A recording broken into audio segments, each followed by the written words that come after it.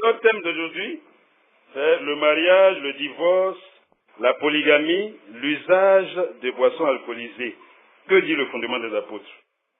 Et donc, comme on a dit, il existe aujourd'hui beaucoup de discussions.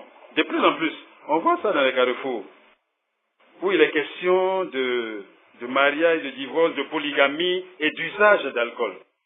De plus en plus. Dernièrement, ça a enflammé un peu dans un petit carrefour là. Et donc, il est important qu'on puisse examiner ces éléments-là à la lumière ou bien à la loupe des Éphésiens chapitre 2, verset 20. Tout ce qui est de Dieu, quand on met cette loupe-là dessus, ça sort bien. Éphésiens 2, 20 dit que vous avez été établis sur le fondement des apôtres et des prophètes. Jésus-Christ lui-même étant la pierre angulaire. Ça veut dire qu'on nous a posé sur un fondement. Et donc, tout ce qu'on rencontre dans la vie, on n'a qu'à regarder ce fondement-là, si ça y est là.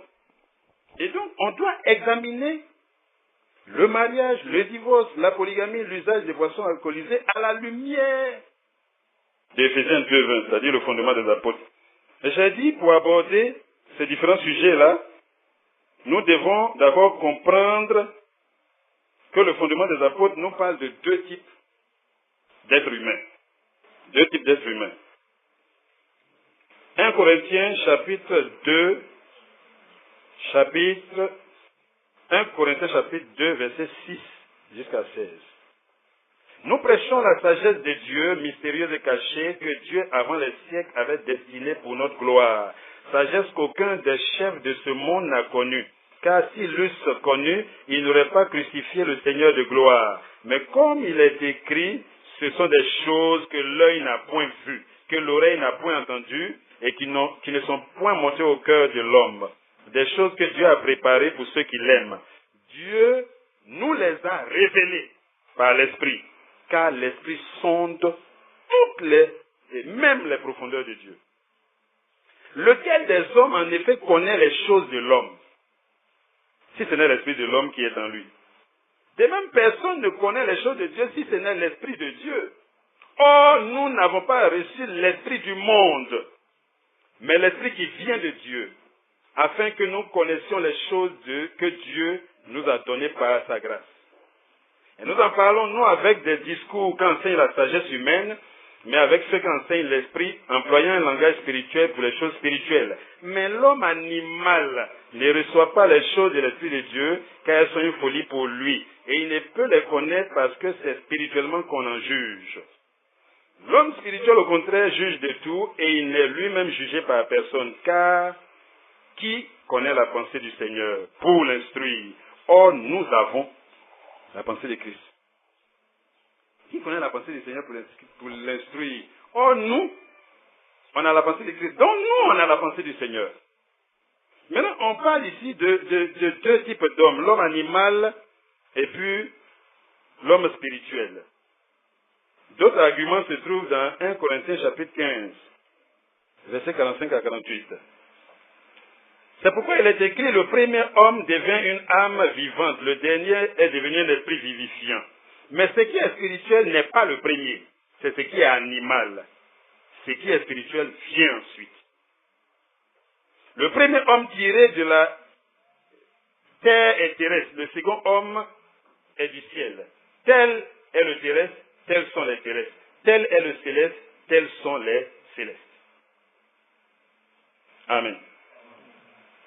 Et donc on voit ici, on dit, mais ce qui est spirituel n'est pas le premier, c'est ce qui est animal. Et on compare les deux hommes. L'homme adamique et puis l'homme nouveau, Jésus-Christ.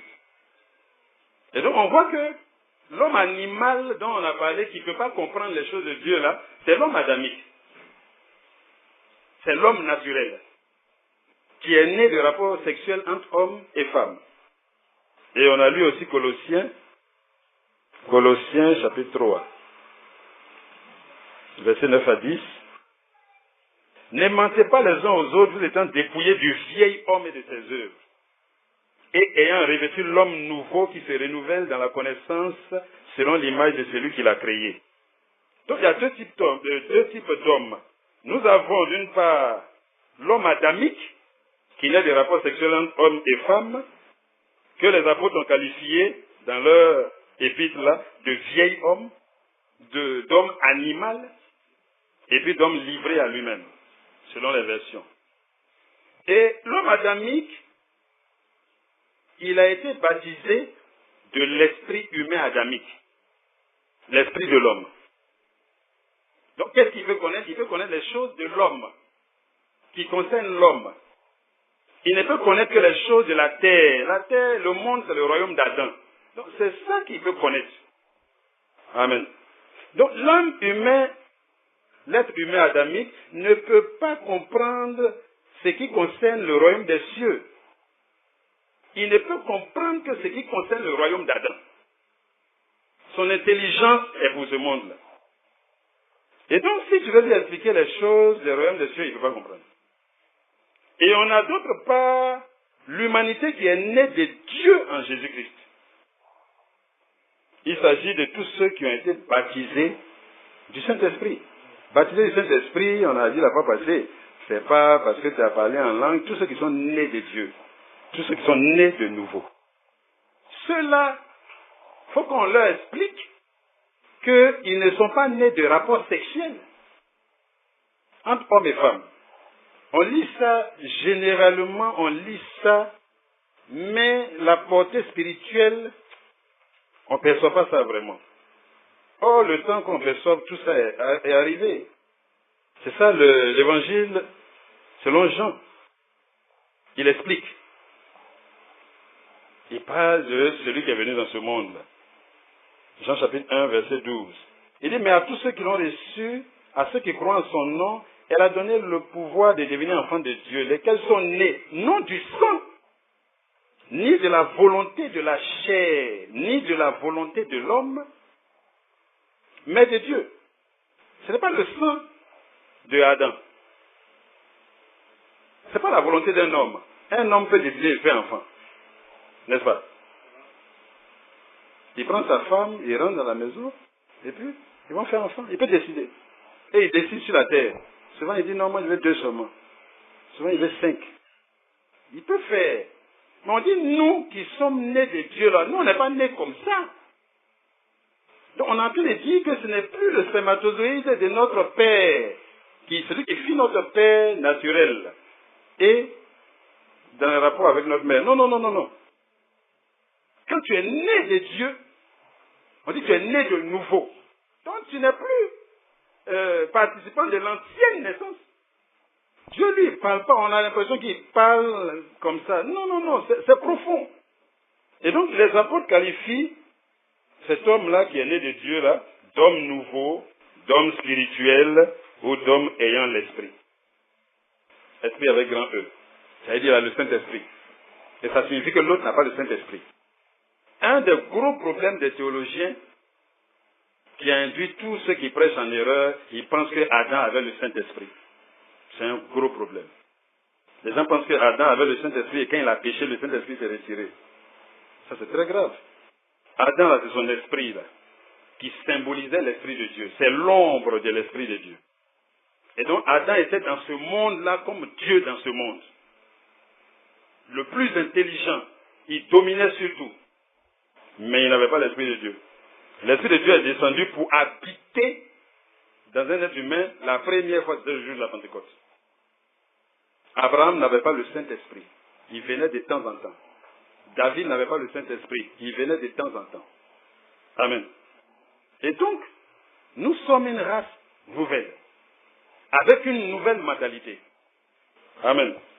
Et donc, l'examen de ces différents points-là, le mariage, le divorce, la polygamie, l'usage des boissons alcoolisées, doit se faire à 2 points de vue. Les points de vue qu'on vient de voir tout à l'heure. Selon le point de vue de l'homme animal et selon le point de vue de l'homme spirituel. Parce que si tu prends le cas de l'homme animal, ça signifie quelque chose pour lui. Mais quand tu prends l'homme spirituel, ça signifie quelque chose d'autre. Mais ceux qui essaient d'expliquer ces choses-là, ils mélangent tout. C'est-à-dire, ils mélangent David avec Jésus, avec nous, ils mélangent tout. Il faut séparer. Et en séparant, voilà ce qu'on obtient. Le mariage, c'est notre premier point. Comme on a dit, le mariage en général, hein, c'est une institution qui fut établie dès la création. Ça, tout le monde enseigne. Instituée par Dieu. Il a dit dans Genèse 2, chapitre 18, il n'est pas bon que l'homme soit seul. J'ai eu fait une aide semblable à lui. Et Dieu n'a pas fait plusieurs aides. Il a fait une seule aide. Et donc les Écritures, que ce soit l'Ancien ou bien le Nouveau Testament, témoignent que c'est un homme et une femme.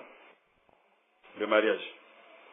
Et avant la chute, on aperçoit ça. On aperçoit ça même dans l'Église. Amen. Et on a lu tout à l'heure, Genèse chapitre 2, verset 24, l'homme quittera son père et sa mère, il s'attachera à sa femme, et ils deviendront une seule chair. C'est l'homme et sa femme. S'ils sont 3 ou 4, ça devient compliqué. Bien. Et donc, au départ, ce que Dieu nous a présenté, c'est Adam et Ève. Et le but principal du mariage, c'est la reproduction. C'est ça le but du mariage. Se reproduire. C'est-à-dire, soyez féconds. Bientôt, on va entrer dans le livre de la Genèse. Ah, ça va chauffer, très sérieusement. Donc, c'est la reproduction. Ça, c'est en général, que ce soit le mariage de l'homme et la femme, ou bien le mariage spirituel entre Christ et l'Église, c'est la reproduction. Maintenant, le mariage du point de vue du vieil homme. Le centre de l'existence du vieil homme, là, c'est manger, boire, se marier. C'est marier ses enfants. C'est le sens d'une vie. Quand il travaille, il gagne beaucoup d'argent, après c'est pour se marier et faire un mariage pompeux, où vraiment il est... Et tout est concentré dessus. Souvent, il s'apprête toute une vie. C'est comme ça qu'il voit le mariage. Ce n'est pas une bonne définition du mariage. Il pense que c'est la consécration d'une vie. Oh, mais c'est le début. Et donc, c'est l'élément le plus important. C'est pourquoi dans Matthieu chapitre 24, verset 37-38, on nous dit qu'au temps de Noé, ce qui s'est passé du temps de Noé va se passer aujourd'hui. Et c'est en train de se passer devant nos yeux. Aujourd'hui, les évangéliques, les catholiques et leurs cliques là, ils n'ont que un seul message. Manger, boire, se marier, voyager, faire les affaires, des affaires. C'est ce qu'ils font. Dieu a averti.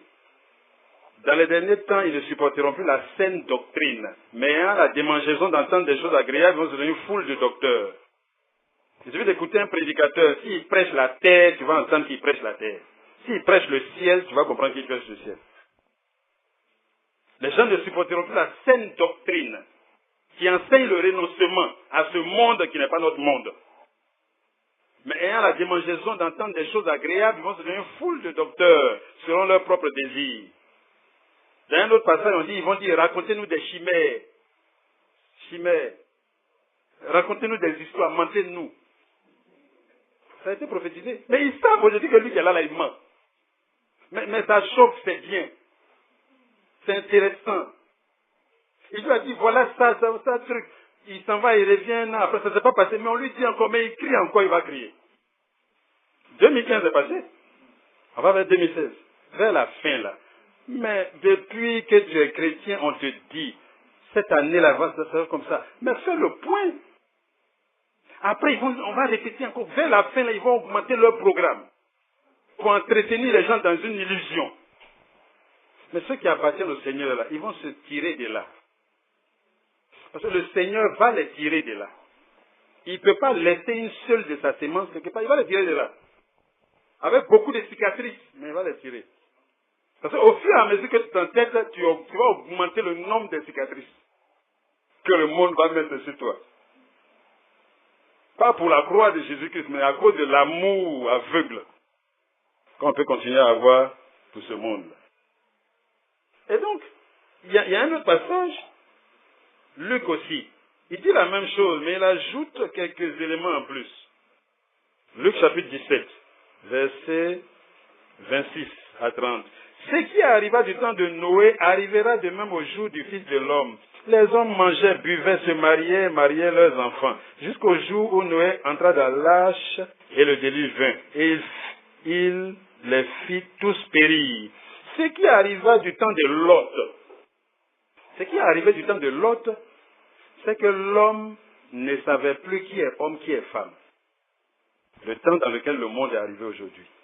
Les grands hommes de ce monde prêchent l'homosexualité. C'est ça qui devient le message normal dans leur télévision, parce que c'est pour eux. Ça ne doit pas nous scandaliser. Le monde est normal comme ça. Mais c'est nous qui sommes des gens qui ne sommes pas... On doit comprendre, c'est leur sort. Ça a été décrit au début de Romains. Comme ils ne se sont pas souciés de Dieu, Dieu va les livrer à leur passion infâme pour qu'ils se déshonorent. Homme contre homme, envers homme, ils vont s'enflammer. Il ne sera plus ce qu'on prend la femme pour faire là, lui, il ne sera plus. Ça a été dit. Ça arrive devant nos yeux. Et quand tu dis ça aujourd'hui, on dit il est homophobe. Ils ont créé un mot même pour nous mettre quelque part. Nous, on n'est pas homophobes. Nous, on prêche la vérité.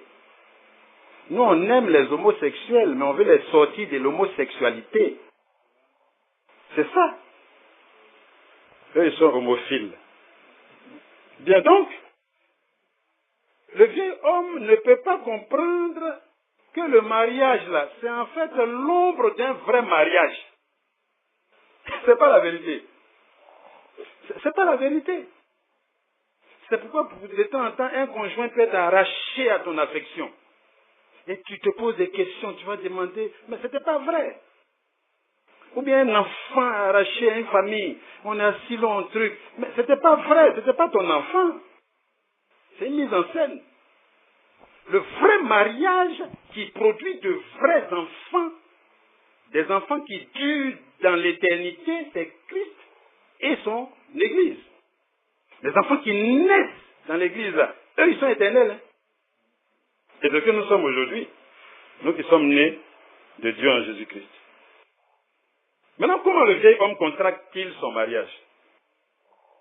On voyait, quand vous lisez dans les livres de Moïse, le mariage était une affaire de parents. Le jeune homme et la jeune fille même n'a rien à dire dedans, du temps de Moïse. C'est une affaire entre les parents. C'était comme ça. Et quand tu lis, dans le livre de Moïse, il a donné comment le mariage doit se faire. Par exemple, il ne faut pas marier ceux qui sont étrangers au peuple d'Israël. C'est l'homme de quelque chose. Il a dit de ne pas marier sa propre fille. C'est inceste. Il a dit, même les parents proches. Il a cité beaucoup de choses. Et il dit que le mariage, c'est entre hommes et femmes aussi. Amen.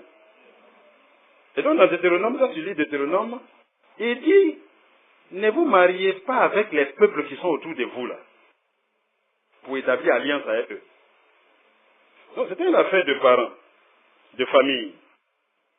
On peut voir, par exemple, dans Deutéronome, chapitre 7, verset 3, où il dit de ne pas marier les peuples qui sont autour. Amen. Ça, c'est le mariage du point de vue de l'ancien homme, du vieil homme, de l'homme animal. Maintenant, le mariage du point de vue de l'homme nouveau. Avec le témoignage de notre Seigneur Jésus-Christ, qui est le modèle, et avec le témoignage que l'apôtre Paul aussi nous rend, lui qui est le docteur de l'Église, on comprend que le mariage n'est pas quelque chose d'indispensable. On n'est pas sur la terre pour se marier. On n'est pas sur la terre pour se marier. C'est pas mauvais de se marier, mais on n'est pas sur la terre pour se marier. La mentalité doit changer. Parce que tous ceux qui fixent quelque chose de la terre comme objectif, ça les détourne des voies du Seigneur. Mais si tu t'attaches au Seigneur, comme il a dit, ces choses-là vont te suivre. La meilleure manière de se marier, pour ceux qui prient pour ça aujourd'hui, il ne faut pas prier pour le mariage. Prie pour que Dieu se révèle à toi. Ça va te poursuivre. Que Dieu se révèle à toi. Il a quelque chose à te dire concernant ta vie. Amen. Il a quelque chose à te dire. Et donc le mariage du point de vue de l'homme nouveau. Notre Seigneur Jésus-Christ a été fait unique. Lui-même. Et il dit quelque chose dans les Écritures, dans Matthieu chapitre 19, qui attire notre attention. Matthieu chapitre 19, verset 11 jusqu'à 12, je vais lire. Il leur répondit, tous ne comprennent pas cette parole, mais seulement ceux à qui cela a été donné. Car il y a des eunuques qui le sont dès le ventre de leur mère. Les gens, quand ils naissent, ils ont une malformation, ça fait qu'ils ne peuvent pas se marier. Eunuque, c'est celui qui ne se marie pas. Il dit, ah non, c'est parce que dans le ventre de leur mère, il y a quelque chose qui les empêche même de se marier. Il y en a qui le sont devenus par les hommes. Il y en a que les hommes ont rendu eunuques. Les rois, dans le temps, castraient leurs serviteurs proches. Il a un harem, où il y a ses femmes dedans. Donc les serviteurs qui servent dans la maison, là, s'ils sont normaux, ça peut poser des problèmes. Donc il les castrait. Donc il y en a qui sont devenus eunuques par les hommes. Et il y en a qui sont rendus tels eux-mêmes à cause du royaume des cieux. Ali, c'est ce qu'il a dit tout à l'heure avec les apôtres avant de dire ça. Mais pour le moment, c'est ce qui nous intéresse. Mais Jésus parlait de qui là? Il est en train de parler de lui-même. Il est en train de parler du fait que, non, on n'est pas dans ce monde pour se marier. Le mariage, c'était l'image de quelque chose. Ça a permis de peupler ce monde-là. Ça symbolisait quelque chose. Mais le vrai mariage, lui, peuple le ciel. Et comme ça, nous sommes devenus aujourd'hui cette population-là.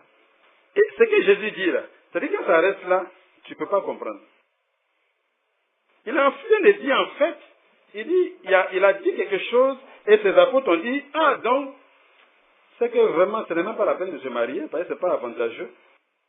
C'est un peu comme il commence à percevoir que ce n'est pas le centre des choses. Mais ils n'ont pas bien compris là encore. Et il leur dit. Mais c'est Paul maintenant qui vient dessus. 1 Corinthiens chapitre 7. 1 Corinthiens chapitre 7, versets 1 à 9. Pour ce qui concerne les choses dont vous m'avez écrit, je pense qu'il est bon pour l'homme de ne point toucher de femme. C'est ce qu'il dit. Jésus n'a pas touché de femme. Et Paul, en tout cas, quand le Seigneur s'est révélé à lui, je ne sais pas quelle était sa vie avant, la Bible ne nous dit pas forcément. Mais, le témoignage est qu'il est resté eunuque. Donc lui, maintenant, il nous dit que, regardez bien, il est bon pour l'homme de ne point toucher de femme. Il parle de quel homme? Il ne parle pas du vieil homme, lui, il ne peut pas comprendre ça. Comment ça? On a réalisé quelque chose à fois passé, comme des jeunes qui disaient, bon, ici on a enlevé le sexe dans leur vie là, il reste quoi? Et puis il réfléchit. Bon, on va faire quoi? On va jouer dame? On va, c'est ça là. C'est le centre, ça motive. Le jeune homme qui sort de la maison, qui s'habille, qui se regarde dans le miroir, c'est ça son objectif. La jeune fille qui commence à sortir ces trucs, c'est-à-dire que c'est cette mentalité. C'est la vie animale à laquelle l'Église doit faire attention. Toutefois, pour éviter l'impudicité, que chacun ait sa femme et que chaque femme ait son mari. C'est-à-dire que je ne sais même pas pourquoi on est obligé de parler de polygamie là. Tout cela nous dit que le mari rende à sa femme ce qu'il lui doit et que la femme agisse de même envers son mari. La femme n'a pas autorité sur son corps, sur son propre corps, c'est le mari. Et pareillement, le mari n'a pas autorité sur son propre corps, mais c'est la femme. Ne vous privez point l'un de l'autre, si ce n'est d'un commun accord pour un temps, afin de vaquer à la prière, puis retourner ensemble de peur que Satan ne vous tente par votre incontinence. Je dis cela par condescendance. Je n'en fais point un ordre. Je voudrais que tous les hommes fussent comme moi, eunuques. Je voudrais que tous les hommes fussent comme moi, eunuques. Mais chacun tient de Dieu un don particulier, l'un d'une manière, l'autre d'une autre. À ceux qui ne sont pas mariés et aux veuves, j'ai dit qu'il leur est bon de rester comme moi. C'est pratiquement comme il donne le conseil même. Mais il précise bien. Et ce qu'il précise souvent, les chrétiens perçoivent ça mal aussi. Les chrétiens ont l'impression que Paul dit, comme tu sais que impudicité t'a attrapé jusqu'à ne savait pas te laisser là. Donc il faut te marier. Tous ceux qui se marient comme ça là, ils ne sont plus impudiques, ils deviennent adultères. Ils étaient impudiques. Ils pensent que Paul dit, comme tu es impudique là, il faut te marier vite. Et puis ça va, il devient adultère.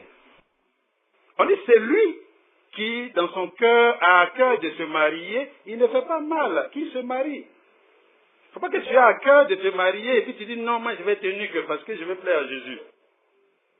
Or, le don ne t'a pas été fait. C'est de ça qu'il s'agit. Mais tous ceux qui n'ont pas mené un célibat honnête, les chrétiens, qui n'ont pas mené un célibat honnête, pendant qu'ils n'étaient pas mariés, qui étaient impudiques, qui se cachaient, et puis ils se sont mariés, ils seront adultères absolument, jusqu'à ce qu'ils se répandent. C'est obligé. Quand on est devenu chrétien, il y a un célibat honnête qu'on mène devant le Seigneur. Mais quand tu as le projet de te marier, mais tu t'approches du Seigneur pour mener une vie honnête. Le temps que le Seigneur te montre la femme qui est ta femme.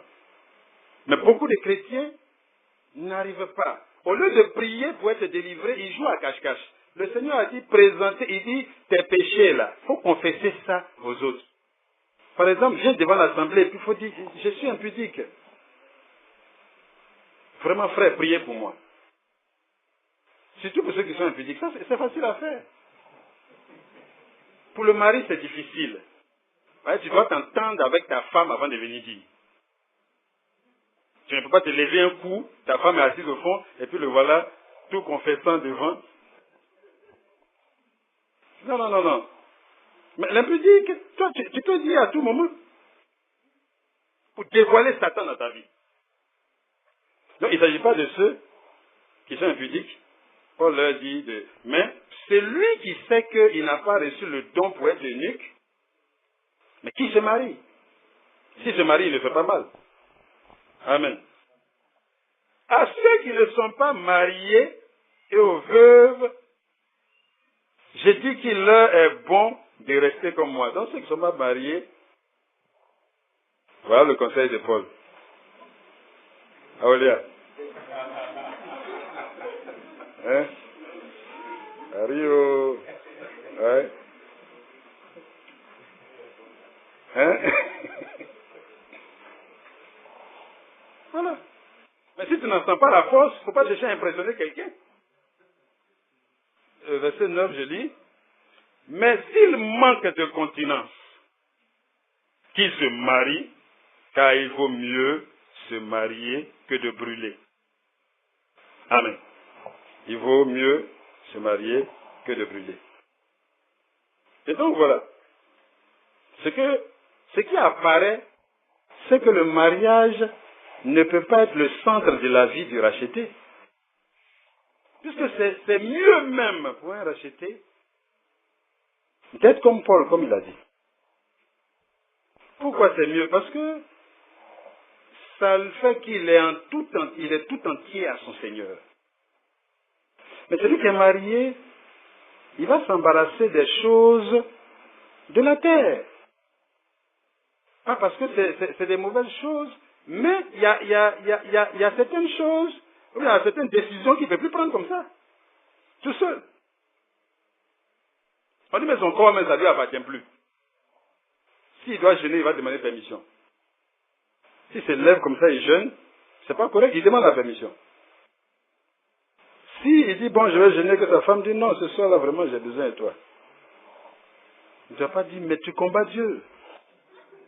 Tu combats le Seigneur.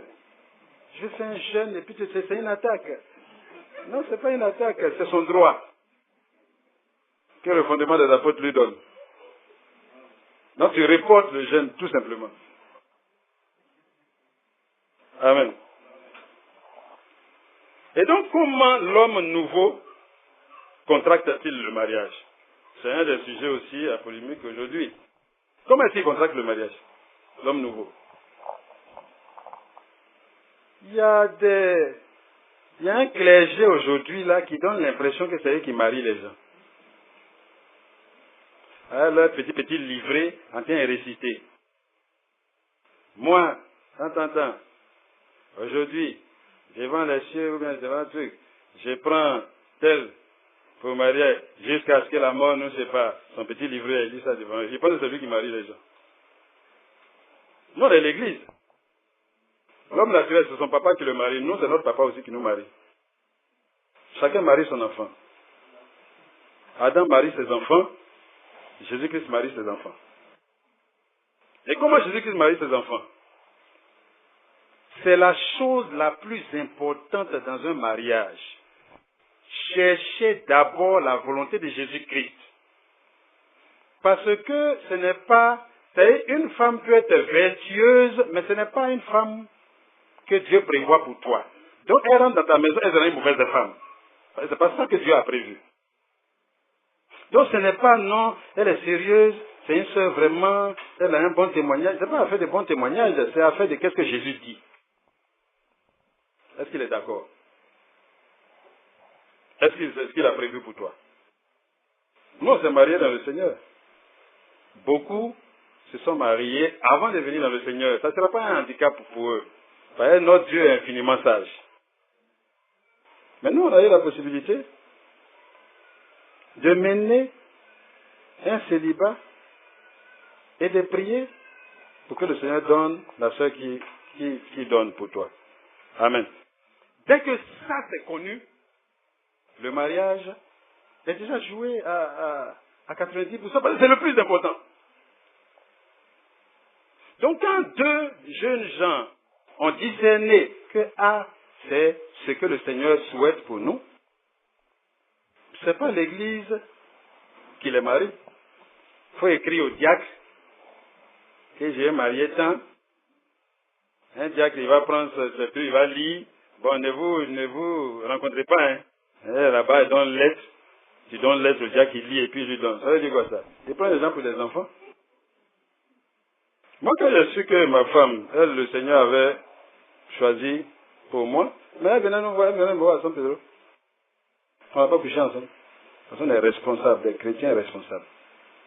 Elle dormait chez mon ami Ngonia. Qui va me surveiller? Moi, je me surveille moi-même.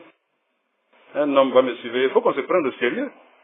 Quand le frère Arthur devait se marier, il était de l'autre côté là-bas. La sœur Sandrine était ici.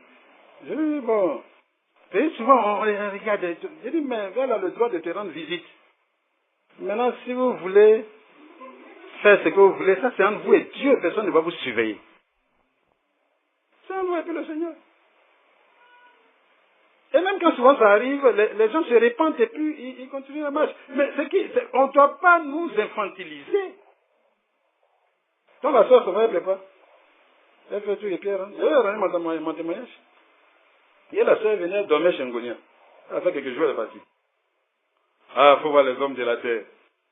Ah, mais ça, cette affaire-là, ça c'est comme ça, c'est le truc. C'est les grandes spéculations. Et ils spéculent. Nous, on marche avec Dieu. Amen.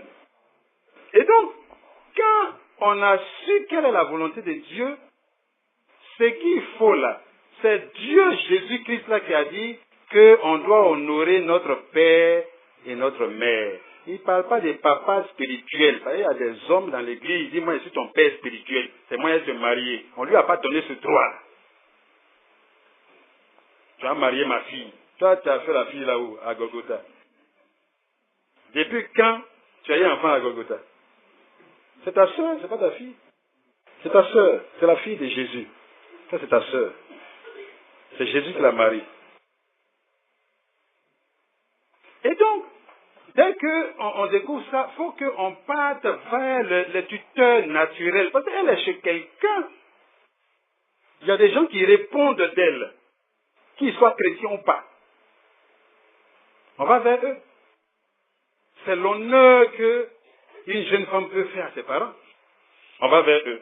Et quand on est allé vers eux, quand ils donnent l'accord, le mariage est scellé. Quand on est allé à Bidouba pour la dot de Sandrine avec Arthur, quand on est revenu, je lui ai dit, petit, si vous voulez, vous vivez ensemble. Hein. Mais pour ne peut-être pas scandaliser les gens du monde qui ne comprennent pas, ils ont l'impression que c'est le maire qui marie les gens. Depuis quand le maire marie quelqu'un? Qui lui a donné ce droit? Il n'a pas ce droit-là. Le maire n'a pas ce droit-là. Hein. Ce n'est pas lui qui marie quelqu'un. Non, ce n'est pas un pasteur, ce n'est pas le maire. C'est Jésus.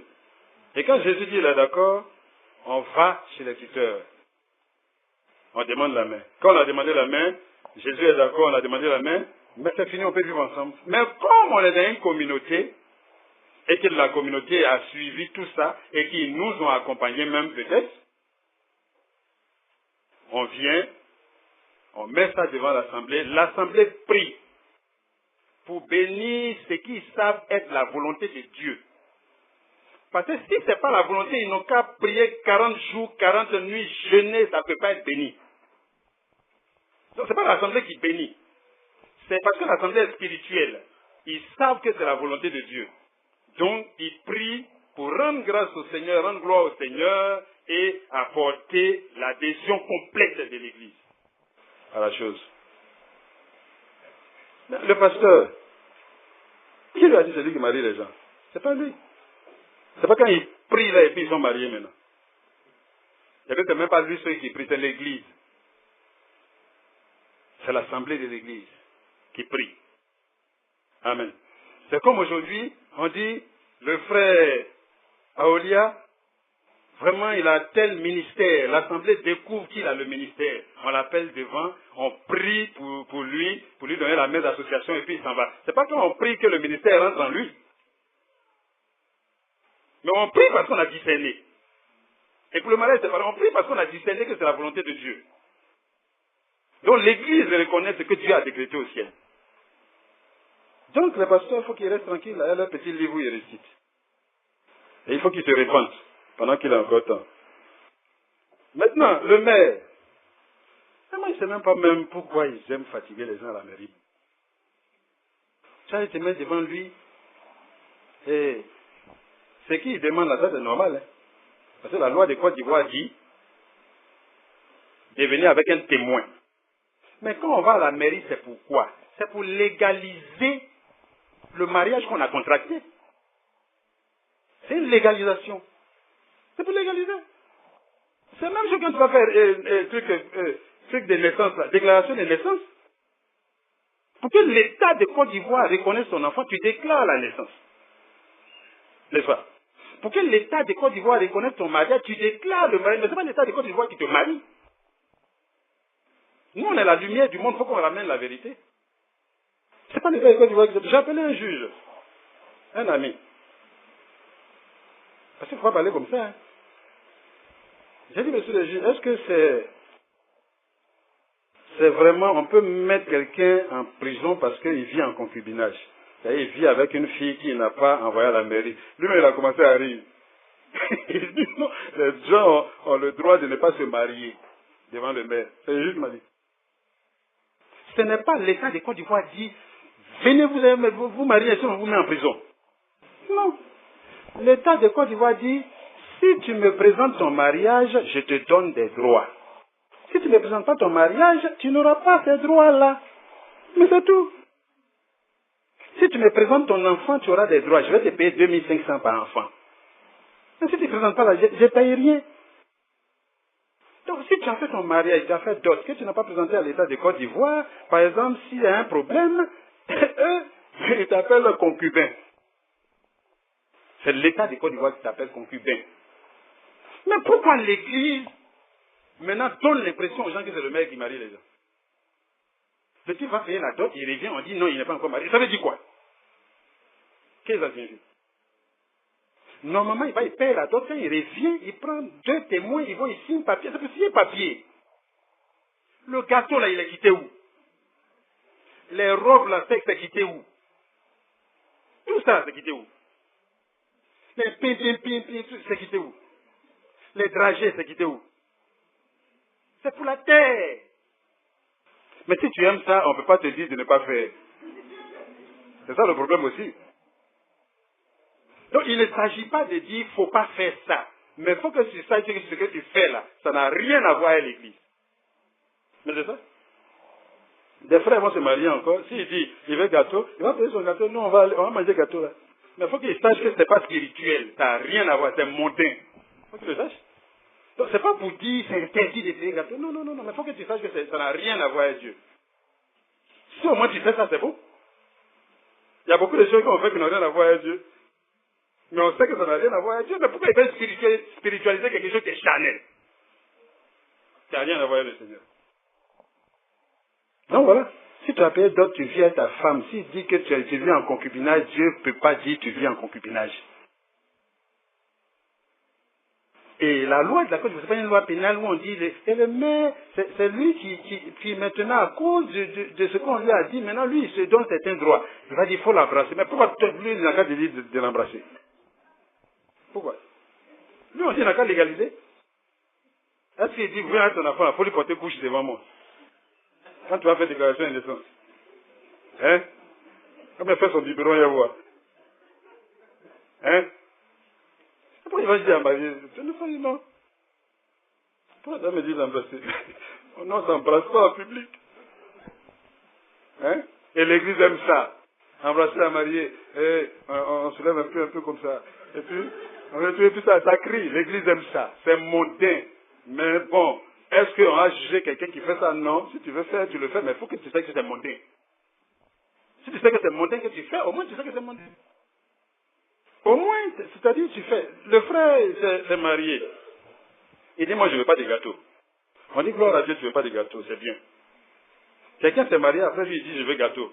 Gloire à Dieu, tu veux gâteau, c'est bien. Ça n'a aucun problème. C'est pas maintenant pour constiper des gens comment on va faire. On a envie de porter robe blanche là, avec le truc là. Ah mais, vraiment c'est compliqué. Comment on va faire? Ce n'est plus affaire de comment on va faire. Si tu veux faire, tu dis frère, je sais que c'est pas spirituel, hein, mais j'ai envie de faire. Et puis c'est simple. Mais pourquoi qu'on s'encourage avec des choses comme ça spirituelles et les pasteurs sont prémis?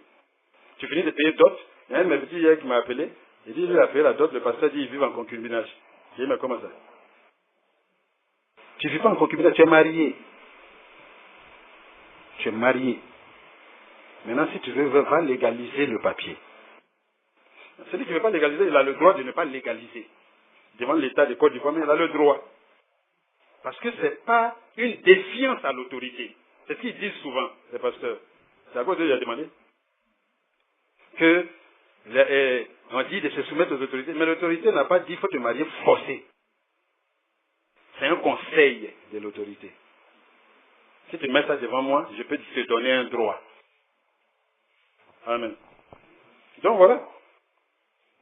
Et donc le mariage est scellé dès que l'accord des tuteurs naturels,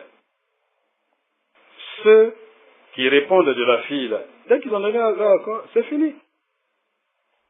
Vous voyez, c'est ce qui fait qu'il y a beaucoup de ce que le monde même appelle, c'est-à-dire l'impudicité là, c'est ce qui a fait que ça a rempli l'église. Il est peut-être en âge de se marier, mais il se dit qu'il n'a pas encore de moyens pour se marier. Donc il attend les moyens. Et en attendant les moyens, comme il brûle, il tombe dans le péché, mais il attend les moyens. Mais c'est quel moyen? Quand c'est la dot là, généralement c'est pas des choses, tu perds la dot. Mais le jour que tu veux signer papier, si tu veux que, vraiment tu veux éclairer toute la Côte d'Ivoire, tu éclaires. Tu as le droit. En fonction de ce que tu voudras faire. Il faut qu'on libère l'église des mensonges de Satan. Donc le mariage est scellé dès que les tuteurs naturels ont donné leur accord. C'est terminé. Voilà le mariage, en ce qui concerne le mariage. Le mariage pour l'homme naturel, c'est le centre de sa vie. Mais pour l'homme nouveau, il sait que c'était une mise en scène. Qu'on est en fait dans le vrai mariage. Et que dès qu'on sortira dans ce corps, on ne parlera plus de mariage. C'est une chose de la terre. Ça, c'était en ce qui concerne le mariage. Et le divorce. Le divorce, du point de vue du vieil homme. En fait, le vieil homme, il y a un problème qui est là.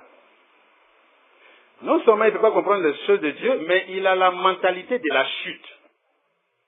Son esprit est déchu, il est dans la mentalité de la chute, là, c'est ce qu'il a encore. Parce que quand il y a eu le péché, Dieu a dit quelque chose. Genèse 3, verset 16. Il a dit à la femme, tes désirs vont se porter vers ton mari, mais lui, il va dominer sur toi. C'est une malédiction pour la femme. Dieu a maudit. À cause du péché. Et ça présente quelque chose. En fait, en la femme, c'est l'humanité. Bon, on ne va pas entrer dans cet aspect aujourd'hui. Mais c'est cette mentalité encore qu'il a. Il a la mentalité du dominateur. Il domine sur la femme, l'homme naturel. Il n'est pas régénéré. Donc c'est ce qui a été prononcé là qui est encore dans son esprit. Il voit la femme comme un bien. Il ne voit pas la femme comme son aide semblable à lui. Il voit ça comme un bien. De même qu'il a beaucoup de voitures, il a beaucoup de maisons, il a les moyens, il peut se permettre d'avoir beaucoup de femmes. C'est cette mentalité qu'il a. Le vieil homme, voilà sa mentalité. Et c'est cette mentalité que nos parents avaient. Ceux qui étaient nos parents. C'est la mentalité qu'ils avaient, c'est pourquoi tu vois la polygamie partout. Et les historiens, les hommes disent que c'est un fait culturel. Ce n'est pas un fait culturel, ça résulte du péché. Quand ils disent que c'est un fait culturel, il faut que nous on leur rappelle que ça vient du péché. C'est le péché qui a envoyé la polygamie. Et quand il y a eu péché, il y a une parole qui a été prononcée sur la femme. Elle sera comment on dit, son désir va se porter vers son mari, mais il va dominer sur elle. Mais comment ça, là, ça se fait bien, ça, là, cette domination-là? Quand la femme a son mari, ça, là même, c'est atténué. C'est atténué. Quand ils ont la crainte de Dieu, ils sont dans leur maison, ça disparaît même pratiquement.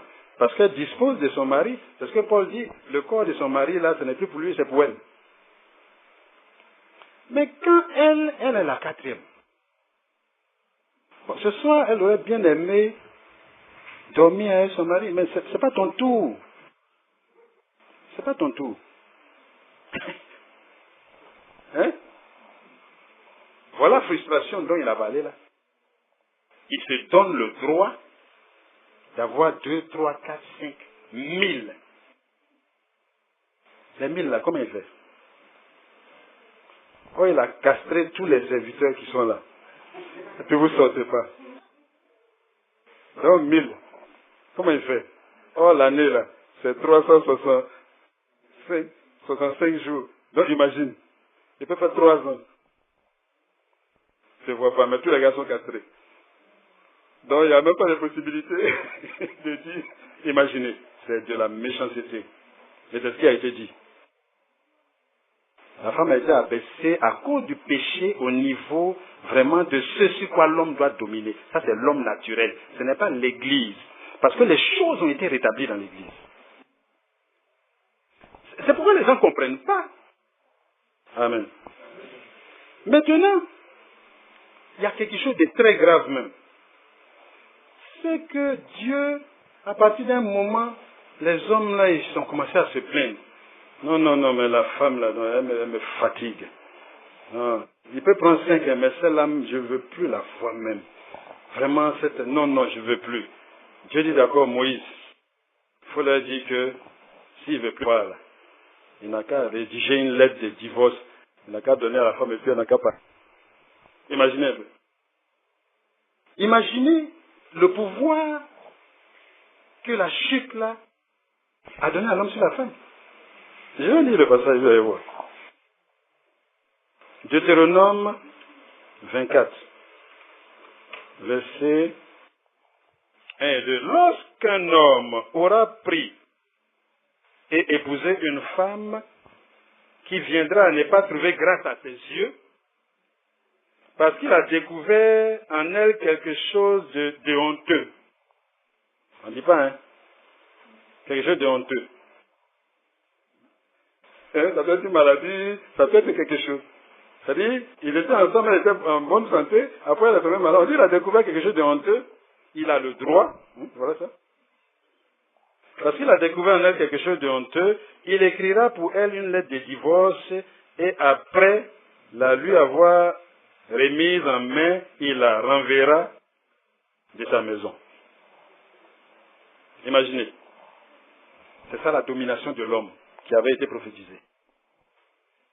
Il peut la chasser du jour au lendemain, de façon légale. Amen. Donc, vous voyez. Mais il faut qu'on comprenne que même quand Dieu a donné cette loi, ce n'est pas ça sa volonté parfaite. Il n'aime pas ça. Mais la situation des péchés, c'est ce que ça a engendré.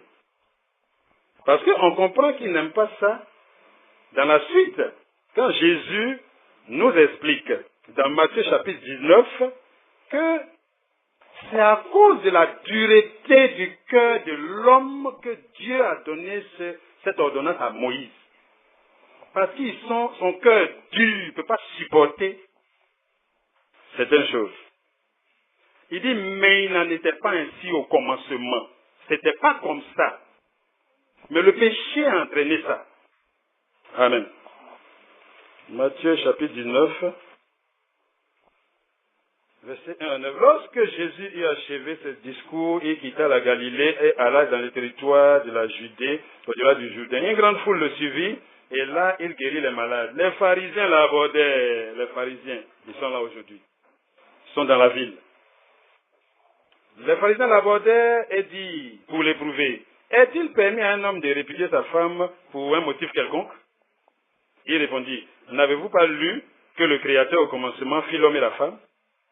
Et qu'il dit, c'est pourquoi l'homme quittera son père et sa mère et s'attachera à sa femme, et les deux deviendront une seule chair.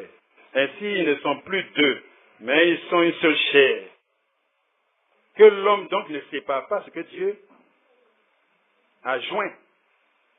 Donc, ils lui demandent, pourquoi donc, lui dit-il, Moïse a-t-il prescrit de donner à la femme une lettre de divorce et de la répudier?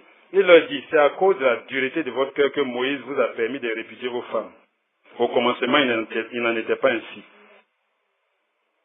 Donc, c'est à cause de la dureté du cœur.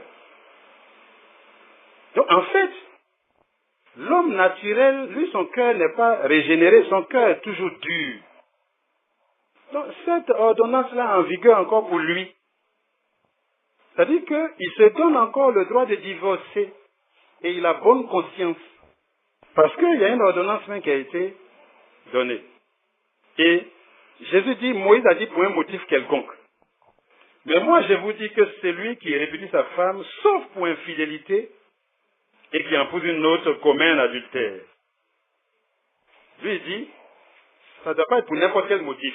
Si elle est infidèle que tu la répudies, ok. Mais même si elle est infidèle que tu la répudies, c'est à cause de la dureté de leur cœur. C'est à eux, ils parlent encore. Hein. C'est même pas encore l'Église. Et l'Église, souvent, ils se disent que quand une femme commet adultère, on doit la chasser. Mais quand toi-même tu étais adultère et puis on t'a récupéré, Jésus t'a récupéré, qu'est-ce que tu as fait? Comment il a fait toi? C'est ce que nous étions. Adultère, impudique, ivrogne. Et il a eu pitié de nous, il nous a recueillis. Mais si quelqu'un aussi commet ça là, si on sait d'où on nous a tiré, si notre cœur a été régénéré, on aura la même compassion. Donc ça fait que pour l'homme spirituel, il n'y a aucun motif de divorce. Il n'y en a pas. Si on commet adultère dans chaque carrefour, il faut vraiment que tu l'aides. Maintenant tu l'as chassé là, tu vas faire comment? Maintenant si tu la chasses, c'est à cause de la dureté de ton cœur. Donc tu réjouis. Tu n'es pas un homme naturel, mais tu agis comme l'homme naturel. Et il justifie aujourd'hui des pasteurs qui divorcent. Il dit son pasteur, il divorce. Même si un enfant de Dieu se rend compte que, j'ai l'impression que je me suis trompé, ce n'était pas la volonté de Dieu pour moi, c'est qu'on doit faire, bon Seigneur, je suis dans cette situation, qu'est-ce que tu fais pour moi? Le Seigneur, lui, il est infiniment sage. Il va trouver quelque chose pour toi. Et tu vas te réjouir dans le Seigneur. Amen. C'est ça. Il est infiniment sage. On l'attrape dans chaque carrefour. Qu'est-ce vient comme ça? C'est devenu compliqué. Seigneur, qu'est-ce que tu peux faire pour moi? Qu'est-ce que tu peux faire pour moi? Mais qu'est-ce que les hommes vont dire? Les hommes n'ont pas dit ce qu'ils ont dit. Ils ont dit ça sur Jésus à Golgotha. Puis ils vont dire ça sur nous aussi. Il n'y a aucun motif. Il faut que l'Église de Jésus-Christ sache qu'il n'y a aucun motif de divorce. Il n'y en a pas. Et c'est ce que je dis même, ça est dans le fondement des apôtres. Les apôtres en ont parlé. 1 Corinthiens 7, verset 10 jusqu'à 11. À ceux qui sont mariés, j'ordonne, non pas moi, mais le Seigneur, que la femme ne se sépare point de son mari. Ça, c'est ce qu'eux, ils lisent, ceux qui prêchent la polygamie. C'est tout ce qu'ils lisent. Si elle est séparée, qu'elle demeure sans se marier ou qu'elle se réconcilie avec son mari, et que le mari ne répudie point sa femme. C'est pas un ordre aussi? C'est pas un ordre? C'est un ordre. Mais eux, ils disent, c'est à la femme qu'on dit de ne pas quitter son mari. Mais l'ordre est clair. À ceux qui sont mariés, j'ordonne, non pas moi, mais le Seigneur. C'est un ordre qui vient du Seigneur. Et l'ordre là a deux éléments.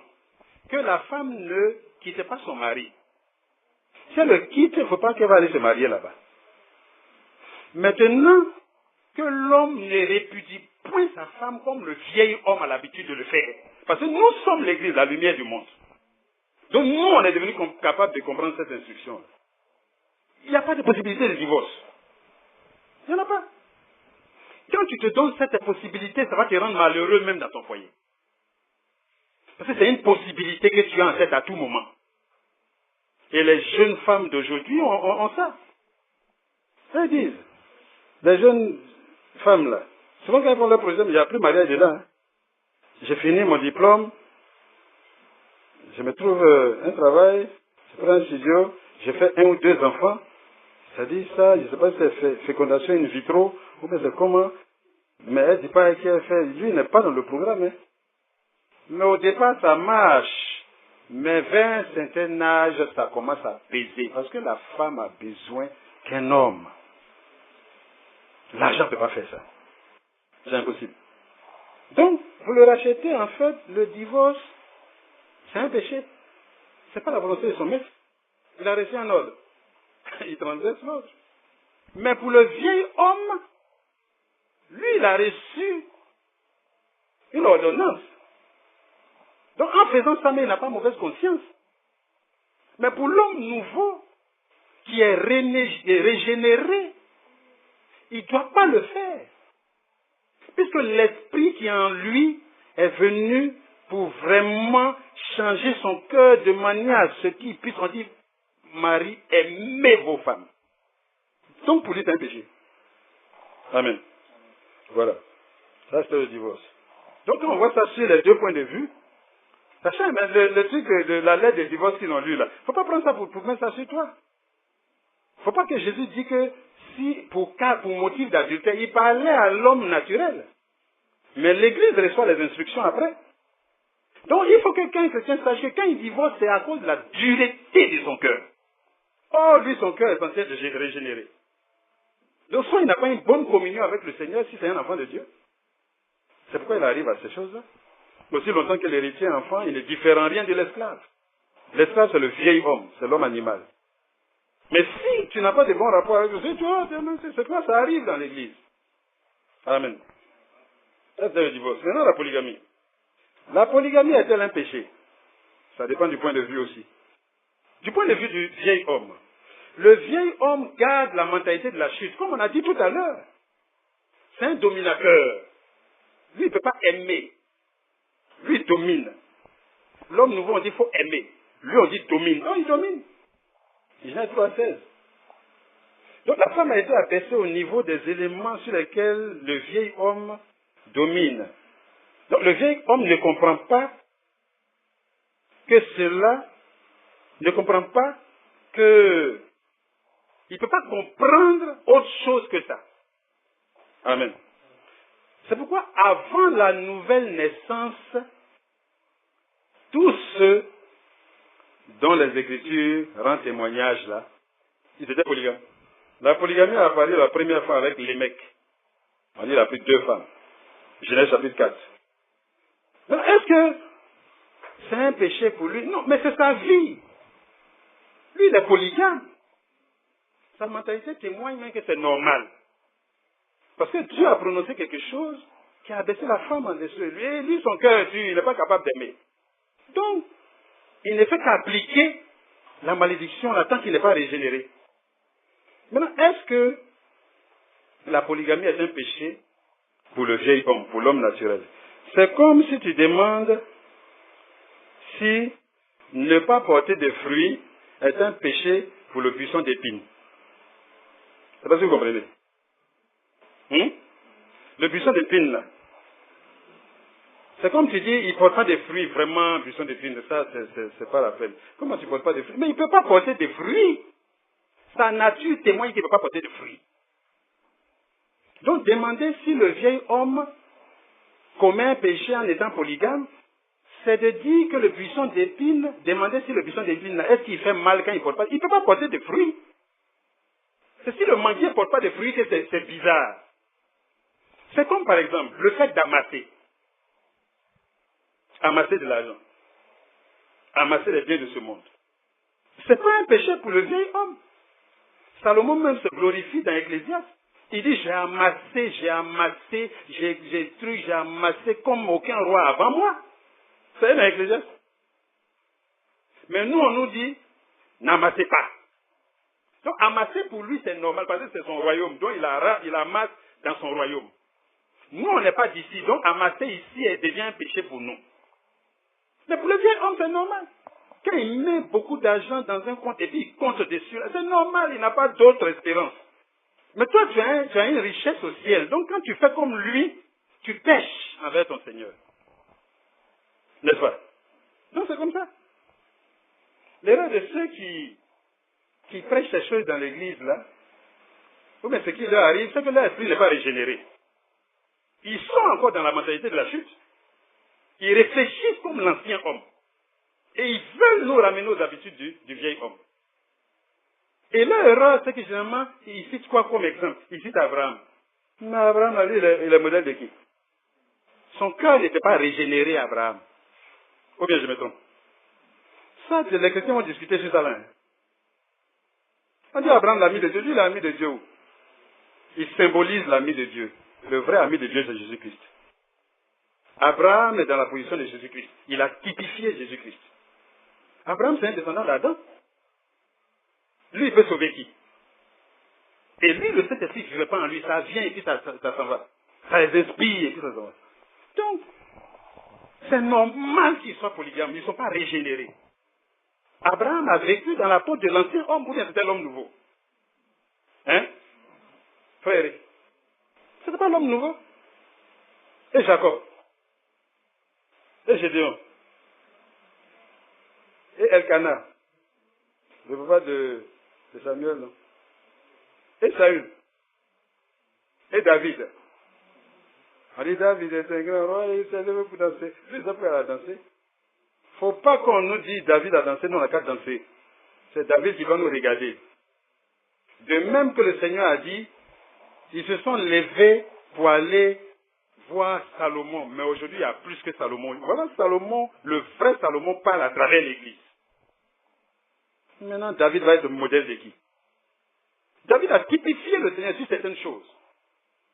Il y a quelqu'un qui a dit, on va venir dessus tout de suite. Donc, ils ne peuvent qu'être polygames. Parce qu'ils appartiennent à la vieille nature. Et c'est le lot de cette nature. Est-ce que c'était un péché pour Abraham, pour David, pour Salomon, d'être polygame? Ben non, c'est leur nature qui leur impose ça. On veut spiritualiser ça à leur niveau. C'est le vieil homme. Ne prenez plus jamais exemple sur Abraham, sur David, sur ces personnes-là. Parce que le plus petit dans l'église est plus grand que eux tous. Jésus l'a dit. Donc, il ne faut pas qu'on nous les cite comme modèles. Ils ont présenté l'ombre de quelque chose. Nous, on voit cette ombre-là en eux. Et cette ombre-là nous instruit en tant qu'Église dans la sagesse qui est pour nous au ciel.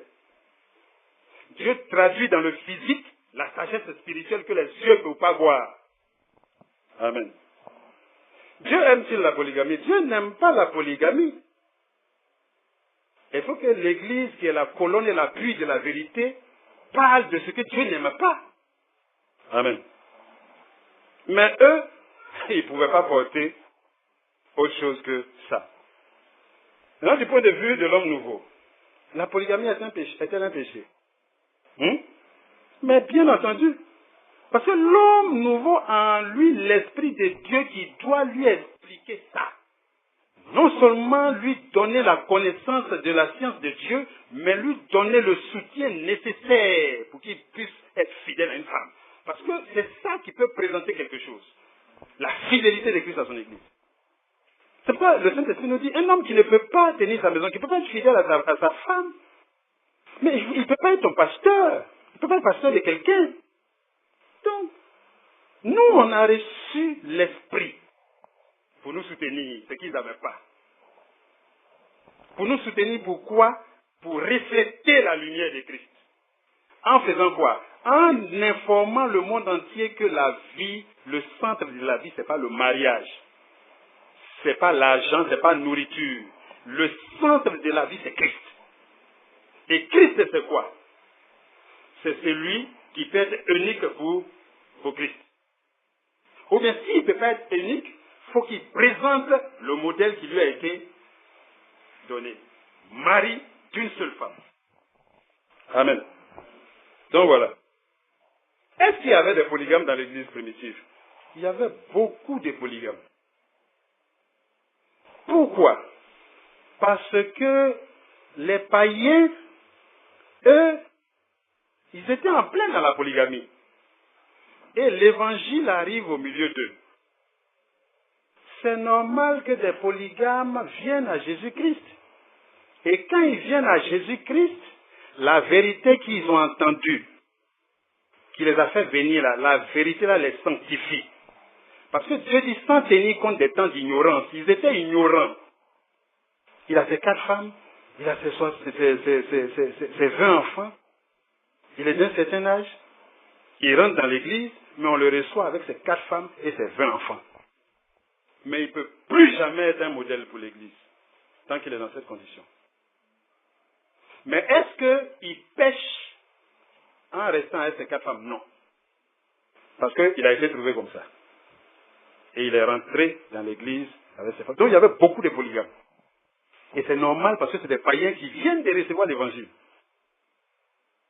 Ceux parmi eux que Dieu veut mettre dans le ministère, il va résoudre ce problème-là. D'une façon ou d'une autre. Ce n'est pas aux hommes de dire laisse ça ou bien laisse ça. Non, non, non, non. On allait évangéliser à Gagnon, on a trouvé un jeune homme, un peu moins âgé que moi, mais il a 2 femmes. Il a 2 femmes, il a des enfants avec ses femmes. Il dit qu'est-ce qu'il peut faire? Il dit, mes frères, ce n'est pas à nous de te juger, nous on t'a trouvé comme ça. Rentre dans l'église, viens avec tes 2 femmes, avec tes enfants. Celui-là, on ne le tient pas à l'écart de la table du Seigneur. Le Seigneur l'a accueilli. C'est pas nous à le rejeter. Maintenant, ceux qui ont entendu de la vérité, et un jeune homme, il se lève et puis il commence à avoir des idées, mais nous, on va lui dire, si tu fais ça, on ne communique plus avec toi. Ça, c'est le rôle de l'Église. Ceux qui ont entendu, qui ont été dans la situation avant de venir à Jésus-Christ, la vérité qu'ils ont entendue, elle les sanctifie. Ça sanctifie les 4 femmes, ça sanctifie les enfants. Ils ne sont pas en situation de péché. Mais c'est lui, il a entendu, et puis il se lève aujourd'hui pour dire que, trouver des arguments pour aller prendre une femme.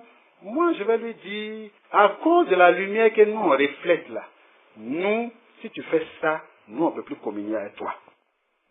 Moi, personnellement. Parce que c'est un adultère. C'est ça. Il y avait beaucoup de polygames. Quand Paul dit, il ne faut pas qu'il soit marié, il faut qu'il soit marié d'une seule femme, ça veut dire qu'il y en a qui étaient mariés de 2 femmes, qui étaient dans la communion de l'Église. Mais ce n'est pas des gens. L'Église est venue, ils sont nés de Dieu, et puis nés de Dieu, des pensées de polygamie leur vient pour retourner à la polygamie. Ben non. L'Esprit de Dieu ne peut pas faire ça. Amen. Donc, voilà pour l'homme nouveau. L'homme nouveau, il faut qu'il comprenne que la polygamie C'est une saleté.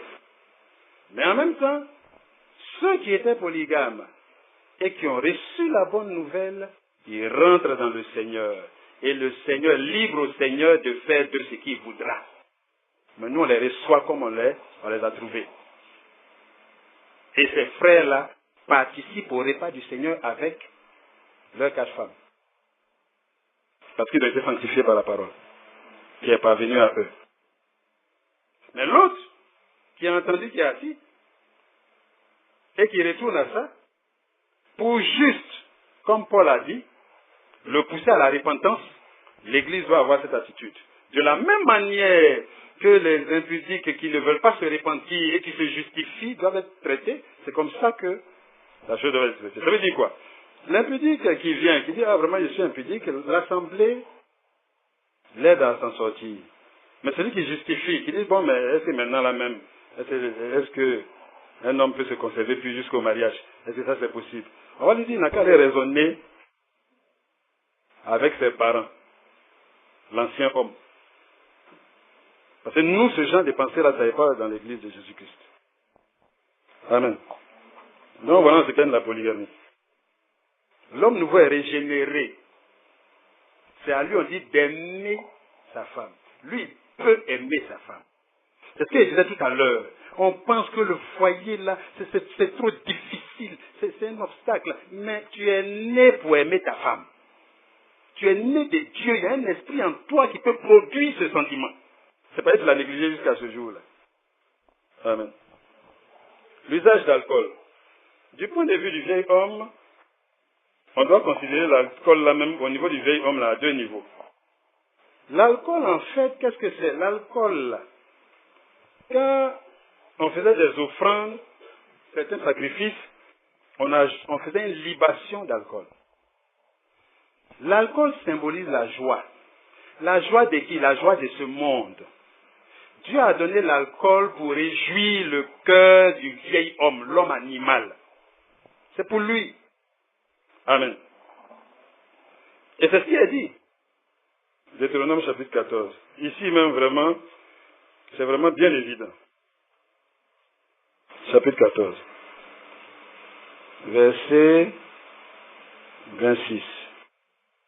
Là, tu achèteras avec l'argent tout ce que tu désireras. Et la dîme de ses récoltes et tout ça. Et comme c'est loin, peut-être aller, je sais pas, jusqu'à Jérusalem, donc il met ça en argent. Arrivé là-bas, il achète des choses pour manger sa dîme. Avec le lévite et puis l'étranger, la veuve, l'orphelin. Et regardez ce qu'on lui dit. Là, tu achèteras avec l'argent tout ce que tu désireras. Des bœufs, des brebis, du vin et des liqueurs fortes. Tout ce qui te fera plaisir. Tu mangeras devant l'Éternel ton Dieu et tu te réjouiras, toi et ta famille. C'est pourquoi les fêtes de ce monde, quand il n'y a pas d'alcool, tu ne vois pas. Ils ont des talents de danseurs, mais c'est conservé. Quand l'alcool coule un peu, tu vas voir le monsieur qui était timide, là, il est au milieu comme ça. Et puis il est en train de sortir des trucs. Il va lever sa chemise. Il est en train de... Ah! Je me demandais, mais est-ce que celui qui était assis là comme ça, là, mais tu vas voir, le type là, il est timide en temps normal. Mais ce jour-là, non, tu regardes mais tu ne le reconnais pas. Mais c'est la joie du monde. C'est pour eux. C'est pas pour nous l'alcool. Nous on dit soyez toujours joyeux. Qu'est-ce qui nous rend toujours joyeux? Nous on danse dans l'esprit. Amen. Regardez. Le vin et les boissons alcoolisées sont pour égayer le cœur du vieil homme. Le vin même, c'est comme... Parce que l'huile, c'est l'esprit. Le vin, c'est la stimulation de l'esprit. C'est ce que ça symbolise. Donc le vin, c'est la stimulation. Quand l'esprit rentre dans un enfant de Dieu, quand ça le remplit, la joie que ça produit, là, c'est ça que l'effet du vin imite. C'est pourquoi le jour de la Pentecôte, on les a confondus à des ivrognes. Parce que quand on les regardait, les mêmes choses que le type fait là, mais eux, ils ne perdent pas le sens. L'alcool fait perdre le sens au vieil homme. Mais l'esprit ne fait pas perdre le sens à celui qui remplit. il peut rire, il est joyeux, il peut sauter de joie, mais il sait ce qu'il est en train de faire. C'est la différence. Donc le jour de la Pentecôte, on dit, ah, ils ont bu. Il dit, non, on n'a pas vu. Vous voyez, ça se ressemble. C'est pourquoi dans Éphésiens, il est dit, par la suite, ne vous délivrez pas de vin, mais soyez remplis du Saint-Esprit. L'ivresse alcoolique, c'est pour le monde, c'est leur joie. L'ivresse du Saint-Esprit, c'est pour l'Église. Amen. Ecclésiaste. On a fini. Juste quelques passages. Ecclésiaste. Ecclésiaste, chapitre 10, verset 19. On fait des repas pour se divertir. Le vin rend la vie joyeuse. Et l'argent répond à tout. Ça, c'est le vieil homme. On le décrit. C'est lui on a décrit. Ça, c'est pas pour nous, hein. Pour nous, là, l'argent ne répond pas à tout. Nous, on a compris ça. C'est le monde qui pense que l'argent répond à tout. Et c'est le monde qui se dit que le vin rend la vie joyeuse. Le vin rend la vie joyeuse. Mais on dit soyez toujours joyeux. Mais qu'est-ce qui nous rend toujours joyeux? Il faut qu'on comprenne qu'il y a quelque chose là. C'est l'esprit qui nous rend toujours joyeux. Et si l'homme nouveau est tenté d'aller vers les bas, c'est parce que ce qui doit le remplir là, ça ne le remplit pas. Donc il se retrouve à suivre les traces du vieil homme. Si l'esprit ne te remplit pas, tu vas faire tout ce que le vieil homme fait. Pourtant, tu n'es pas un vieil homme. Si l'esprit te remplit, l'alcool va perdre son attrait sur toi. Donc voilà. C'est la joie du monde. Maintenant, mais même en ce qui concerne l'ancien homme, on lui dit de faire attention au vin et à l'alcool. Parce que c'est un piège. Amen. Proverbe, chapitre 31. Je vais lire. Parole du roi Lemuel, sentence par laquelle sa mère l'instruisit. Que te dirais-je, mon fils? Que te dirais-je, fils de mes entrailles? Que te dirais-je, mon fils, objet de mes vœux? Ne livre pas ta vigueur aux femmes. Comment un homme peut avoir 1000 femmes? C'est un roi. Donc sa mère lui donne des conseils. Ça typifie quelque chose. Et tes voix à celles qui perdent les rois. Ce n'est point au roi Lemuel, ce n'est point au roi de boire du vin, ni au prince de rechercher les liqueurs fortes, de peur qu'en buvant, il n'oublie la loi et ne méconnaisse le droit de tous les malheureux. Ça, c'est un élément. Même à l'ancien homme, on lui dit de se méfier du vin. L'ancien homme. Amen. Un dernier passage, Proverbe, chapitre 23, verset 29. Pour qui les a, pour qui les hélas, pour qui les dispute, pour qui les plaintes, pour qui les blessures sans raison, pour qui les yeux rouges, pour ceux qui s'attardent auprès du vin, pour ceux qui vont déguster du vin mêlé, pour ceux qui s'attardent auprès du vin. Mais il y a une part des choses qu'on doit faire. Est-ce que le fait de goûter du vin, c'est un péché? Ben non, c'est pas un péché. Qu'un enfant de Dieu goûte, moi par exemple, je ne goûte jamais. Mais Paul a dit par exemple, c'est le même fondement, il dit à Timothée de faire un usage d'un peu de vin pour ses fréquentes indispositions. Donc quand Timothée a pris du vin là, lui c'est pas la joie il cherche. C'est pas la joie que le vin donne. C'est pour se soigner. Si quelqu'un a des raisons de boire ces choses-là, que la raison, ce n'est pas l'effet que ça produit pour rendre joyeux là, mais il n'y a aucun problème. Oui, du vin. C'est du vin même. C'est du vin. En fait, c'est à ce niveau-là. Si un frère, j'arrive chez un frère, il est à table, il a du vin Valpierre, il s'essaye, il boit, moi ça ne peut pas me scandaliser. Je ne dirais pas qu'il a encore un péché. Mais ce que je peux lui dire, de toute façon que le regard il est bien rouge là, c'est un serpent. Ça va te mordre, tu vas danser comme un fou. Et la Bible même dit ça. Pour qui les a, pour qui les hélas, pour qui les dispute, pour qui les plaise, pour qui les blessures sans raison, pour qui les yeux rouges, pour ceux qui s'attardent auprès du vin, pour ceux qui vont déguster du vin mêlé. Ne regardez pas le vin qui paraît d'un beau rouge, qui fait des belles perles dans la coupe et qui coule aisément. Il finit par mordre comme un serpent. Donc en fait, ce qu'on en tire là, ce n'est pas un péché de consommer le vin. Mais que celui qui consomme là, qu'il sache que ça là, c'est un serpent. C'est comme un serpent que tu es en train de prendre pour laisser circuler dans ta maison. Tu as enlevé ses dents aujourd'hui, mais ça pousse. Un jour, qu'est-ce que ça peut faire? Pas forcément l'ivresse, mais la dépendance. C'est les dépendances qui parlent ici. Hein. Quand tu poursuis, hein, il finit par mordre comme un serpent, par piquer comme un basilic. Tes yeux se porteront sur des étrangères. Ça réveille certaines choses, et ça, c'est-à-dire que souvent ils disent un aphrodisiaque. C'est différent des autres aliments où on dit aphrodisiaque. Parce que lui, il te fait perdre le sens. Donc l'Église doit être assez sage pour se tenir à l'écart de quelque chose qui peut te faire perdre le sens. Le débat n'est plus, est-ce que boire c'est un péché? Non, non, non, boire c'est pas un péché. Mais ce que tu bois là, on dit, ça peut te mordre comme un serpent. Parce que tu ne sais pas c'est quel verre qui sera le verre de trop. Et tu ne sauras pas à boire ça chaque midi, comment la dépendance va s'installer et que tu vas devenir esclave de ça. Donc ce n'est pas un péché pour l'homme nouveau de boire, mais c'est sage pour lui de se tenir à l'écart de ces choses-là. Amen. Mais l'ivresse alcoolique, ça c'est un péché. Clair. Ne vous enivrez pas de vin, c'est de la bouche, de la débauche, mais soyez plutôt remplis du Saint-Esprit. Vous ne voyez pas comment il oppose? Donc l'ivresse alcoolique, c'est pour le monde. Il y a un autre passage où on dit de donner du vin à ceux qui souffrent pour qu'ils oublient un peu leurs problèmes. Il dit, Proverbe 31, verset 6, donnez les liqueurs fortes à celui qui périt, et du vin à celui qui a l'amertume dans l'âme.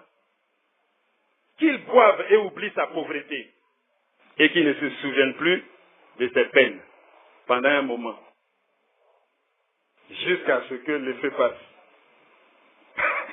Et qu'il sait que rien ne s'est passé. Mais quand l'Esprit te remplit, la vie de Dieu te remplit, il t'apporte des solutions durables. Ce n'est pas des choses que tu vas te réveiller demain matin et puis un goût amer. Amen. Donc voilà en ce qui concerne notre dernier point, l'usage d'alcool. Donc le vieil homme qui n'a pas l'Esprit de Dieu en lui garde la mentalité de la chute. C'est pourquoi il se livre au divorce comme il veut et il se justifie. Mais l'homme nouveau, il ne peut plus trouver de justification au divorce. Le vieil homme, il a la mentalité de la chute. C'est pourquoi il croit que la polygamie est une sagesse de Dieu. Mais c'est pour le monde la polygamie. Ceux qui ont été régénérés, ils savent que la polygamie c'est pour le monde. Amen. Maintenant, l'homme nouveau, il a été vraiment restauré par l'Esprit de Dieu. Il a été débarrassé de la mentalité de la chute. Il a compris que le mariage n'est pas indispensable, ce n'est pas le centre de la vie. Il a compris que le divorce et la polygamie sont des péchés pour lui. Parce qu'il a reçu l'Esprit pour sortir de ces choses. Et que l'usage d'alcool n'est pas nécessaire. Le frère a demandé, est-ce que ce que Timothée a dit là, c'est vin alcoolisé? Oui, c'est vin alcoolisé. Si le fait de boire est un péché, Paul ne peut pas dire fais usage d'un peu de vin. Non, non, il ne peut pas dire ça. Le fait de boire, lis dans toute la Bible, tu ne verras pas que le fait de boire l'alcool est un péché. Mais l'ivrognerie, on dit que c'est de la débauche. Mais on perçoit aussi dans les Écritures que la sagesse doit nous emmener en tant que rachetés de Dieu à nous tenir à l'écart. Pas même forcément la sagesse, mais quand l'Esprit nous remplit, l'effet qu'il cherche dans ces choses-là, nous on a ça dans l'Esprit. Amen. Que le Seigneur nous fortifie. Vraiment, voilà tout ce qu'on avait à dire là-dessus. La prochaine fois, on va traiter l'exercice des dons spirituels dans l'Église. Comment les dons doivent s'exercer. C'est un gros problème. L'Église a rarement vu des dons s'exprimer. Donc, ils ont un faux modèle devant eux. Il faut que le fondement des apôtres nous parle aussi concernant cela. Amen. Voilà, que le Seigneur nous fortifie. On a fini pour ce soir. On va prier pour dire merci à Jésus-Christ. Parce que le fondement, il est devant nous tous.